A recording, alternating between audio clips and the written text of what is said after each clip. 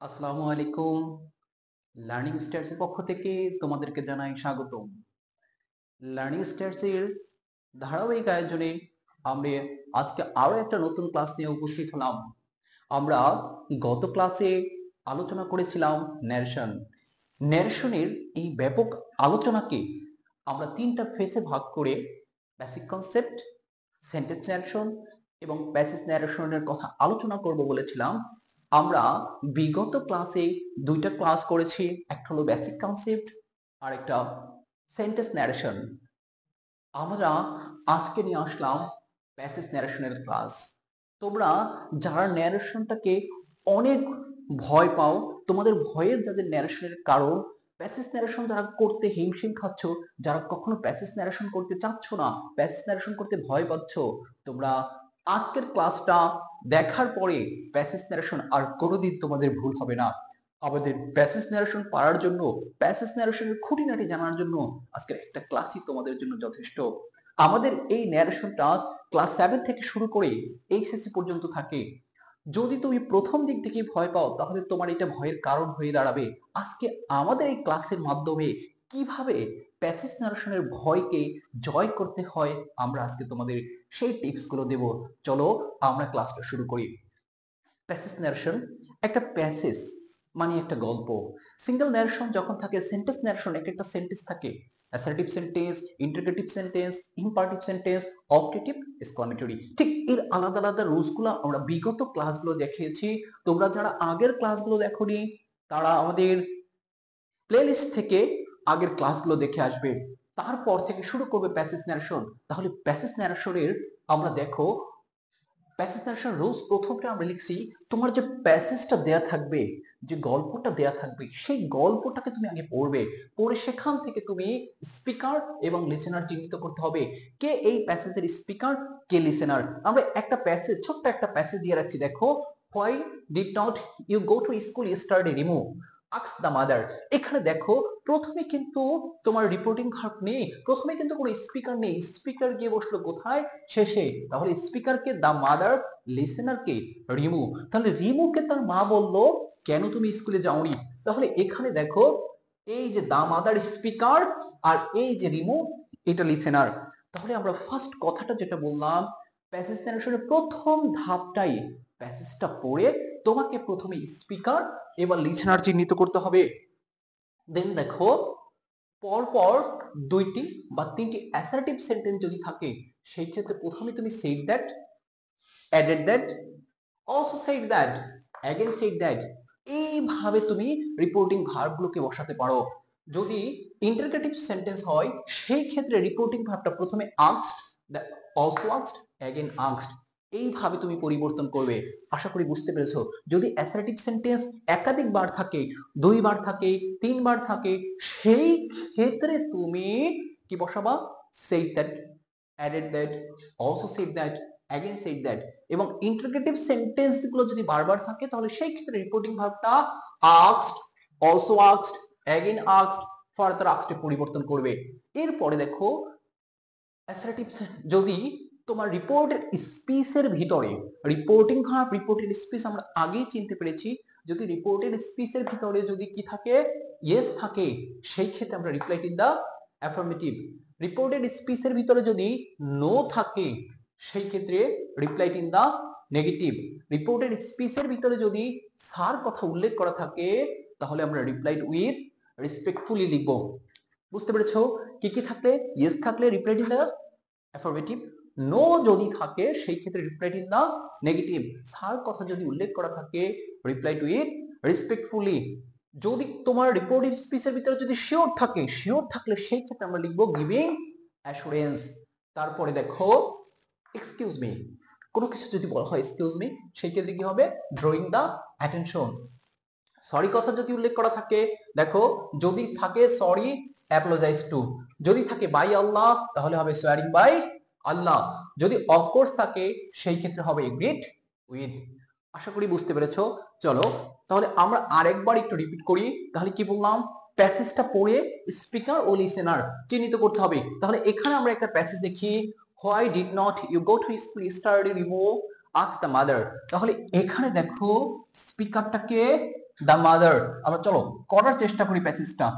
The mother,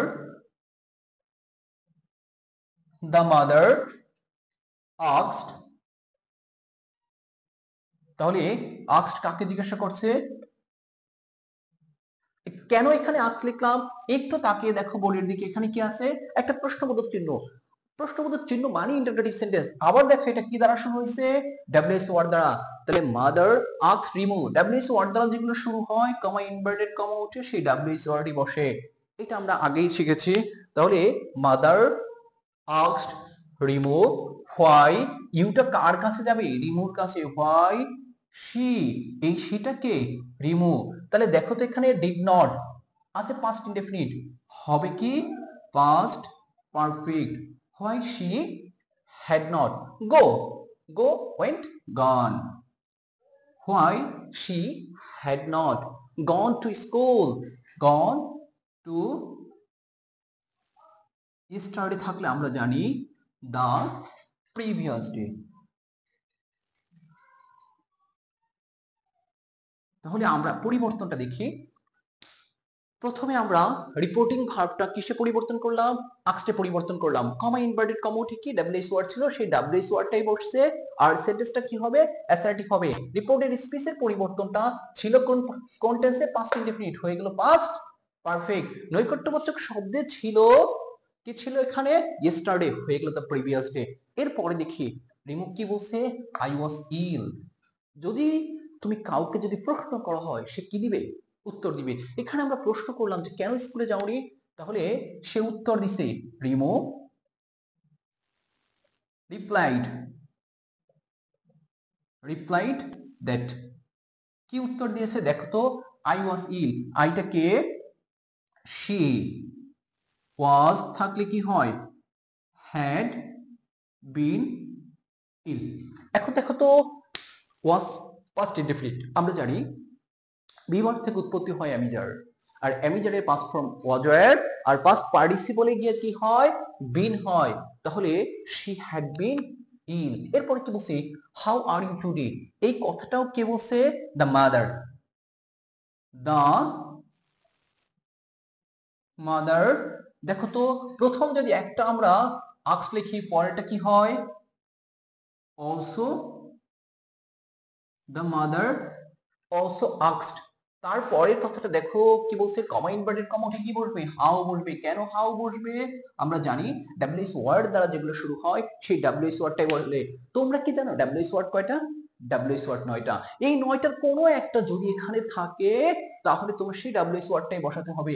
তাহলে how are you today, how she, শিকে Rimu, how she was that day.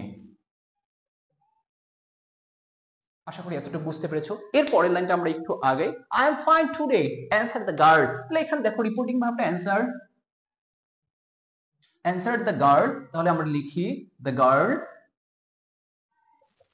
Answer, answer comma inverted comma উঠে কি বসবে? That বসবে। কেন দ্যাট বসবে? It assertive sentence. I am fine today, আইটা কে? শি ওয়াজ ফাইন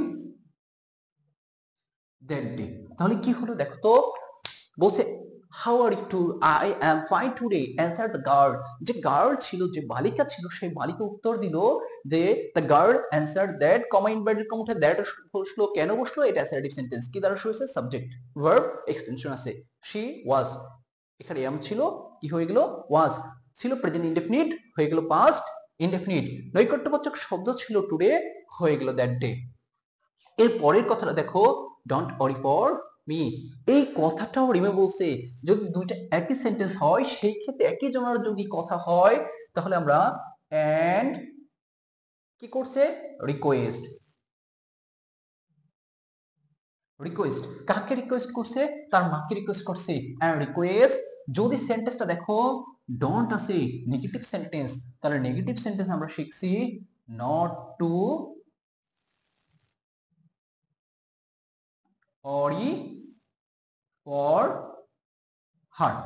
আমরা এই যে দেখো এই ন্যারেশনটা ছিল ডিরেক্ট ন্যারেশন, এখান থেকে শুরু, এটা ছিল ডিরেক্ট ন্যারেশন, আমরা এটাকে কি করলাম, ইনডিরেক্ট করলাম, প্যাসেজ ন্যারেশন। আরেকবার আমরা একটু পড়ি এখানে, why did not you go to school yesterday, Rimo asked the mother.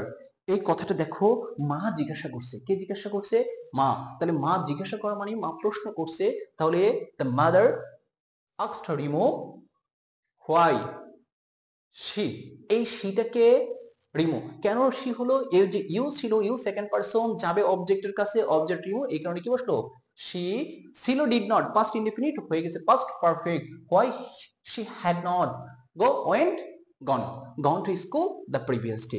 Rimu replied that, Rimu উত্তর কি দিল, I was ill, past indefinite ছিল, আমরা করে দিছি পাস্ট পারফেক্ট। তারপরে মা বলছে হাউ আর ইউ টুডে, তাহলে দ্য মাদার also asked, আরো জিজ্ঞাসা করলো how she was that day, ওয়াজটা কেন হলো, এখানে ছিল যখন আর প্রেজেন্ট ইনডেফিনিটে ছিল, হয়ে গেল past indefinite, that day I am fine today, the girl answer that, answer এই যে দেখো, the girl answer that I am, আইটা কি শি, এখানে ছিল অ্যাম, প্রেজেন্ট কন্টিনিউ, প্রেজেন্ট ইনডেফিনিট হয়ে গেল পাস্ট ইনডেফিনিট, টুডের পরিবর্তে হয়ে গেল কি দ্যাট ডে, অ্যান্ড রিকোয়েস্ট, তার মাকে দেখো, এইটাও রিমোট কথা, ডোন্ট ওয়ারি ফর মি, আমার জন্য চিন্তা করো না, এইটাও রিমোট কথা, যার কারণে এখানে কি হলো, not to worry for her. আশা করি তোমরা বুঝতে পেরেছো। এই ধরনের তোমরা এই রুলস গুলো একেবারে খুঁটিনাটি আমরা দেখানোর চেষ্টা করেছি, যেখানে যেখানে পরিবর্তন গুলো হয়, কোথায় পার্সনের পরিবর্তন, কোথায় টেন্সের পরিবর্তন, কোথায় নৈকট্যবাচক শব্দগুলো দূরত্ববাচক শব্দের পরিবর্তন, এতটুকু হয়। আমাদের ন্যারেশনটা একটু বিশদ আলোচনা, কিন্তু ন্যারেশনটা খুব সোজা। তোমরা আমাদের যে পেছনের প্লেলিস্টে যে ভিডিওগুলো আছে তোমরা সেগুলো দেখবা।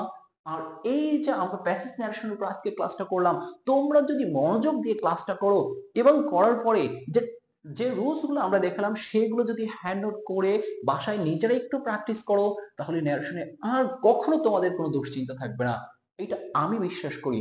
ন্যারেশন একটু ভয়, ছাত্রছাত্রীদের জন্য একটু দুশ্চিন্তার কারণ, কিন্তু যারা পারতেছে তারা পারছে, আমি পারছি, তুমিও পারবে ইনশাল্লাহ। তাহলে আমাদের প্রতিনিয়ত এরপর আরো অনেক অনেক প্র্যাকটিস নিয়ে আমরা আসবো। এসএসসির যে বোর্ড কোশ্চেন গুলো, এইচএসসির বোর্ড কোশ্চেন গুলো নিয়ে আমরা উপস্থিত হব। আমাদের নিয়মিত ক্লাস চলতে থাকবে, তোমরা আমাদের ক্লাসের সাথে উপস্থিত থাকবে, আমাদের সাথে থাকবে, আমাদেরকে সহযোগিতা করবে। আমরাও তোমাদের একেবারে বেসিক টু অ্যাডভান্স লেভেলের জন্য ইংরেজি যতটুকু প্রয়োজন, তোমার ইংরেজিতে বেসিকটা স্ট্রং করার জন্য তোমাদের যতটা জানানো দরকার, যতটা দেয়া দরকার, আমি দেওয়ার জন্য তোমাদের সাথে আছি। আমাদের ক্লাসটা এই পর্যন্ত দেখার জন্য তোমাদের সকলকে ধন্যবাদ।